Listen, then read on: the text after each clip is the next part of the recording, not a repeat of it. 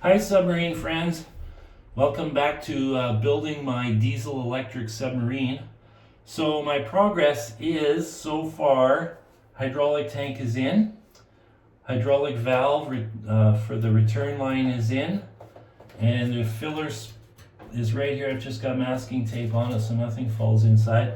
So after I cleaned out the inside really thoroughly, I blew it out with reversed airflow from my shop vac. Well, first I vacuumed it out, then I blew air into it to blow anything out.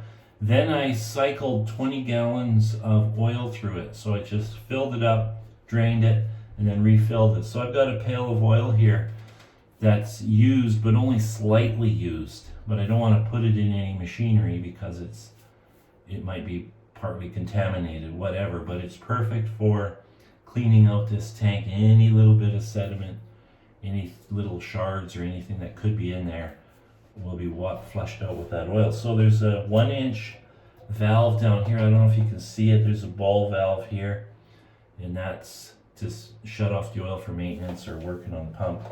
And so the oil actually goes right here where I got a pencil mark. That's where the fitting is to go into the engine compartment for the pump. So filter's on. So the oil comes out right here, hose comes up and ties into the top right here to send oil back into the tank. So that's handled. Just needs a paint job now. But I don't want to paint it yet because I want to paint everything I have to paint all at once. Then I moved this radiator. I rotated it 90 degrees because I was scared it might get an airlock. So I flipped it. So now the water comes from here through this hole right here, and it travels to the water strainer, which I'm working on mounting right now. So the water goes into the strainer, out of the strainer goes to the circulation pump, which is right here, and it's going to be mounted right here. Then it will connect to the bottom side of this radiator. This bracket up top is not welded on yet. I forgot. I should have when I welded that bracket, but anyways. So that needs to be welded on. Then the water exits this spot right here at the top of the radiator, and it goes into the engine compartment. Goes into the engine compartment down at the bottom, and that's where I'm going to tee it off for draining to put antifreeze in it and whatnot.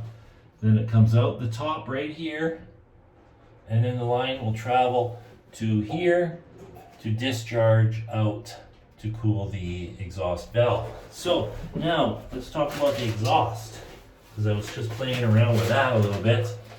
I don't want the muffler outside, because every time I submerge, that muffler is going to flood, and I think it's just going to be a pain in the butt. So, and it's going to rust out really fast. I guess I could buy a stainless steel muffler, but I still have the same problem of it filling with water, and then it has to be drained each time. So I'm thinking about putting the muffler right under this hydraulic tank in an insulated enclosure so that no heat comes off it. I mean, when I go over to my wood stove here and I've got the insulated chimney pipes, I mean, you can hold on to those pipes with a roaring fire going.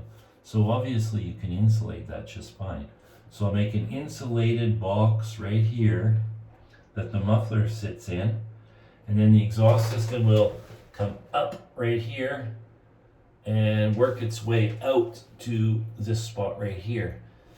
And I don't need a valve on the inside because the valve is on the outside, which I still have to air test. So yeah, but I'm not going to work on this exhaust yet because I got to do some more thinking about that.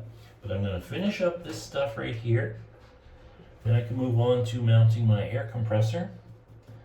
Boy, underneath here would be a great spot for the air compressor, but if the muffler is going to go here, that's why I have to figure this out. I've got room underneath here for the air compressor as well. That's probably where I'll put it, nice and cool down there.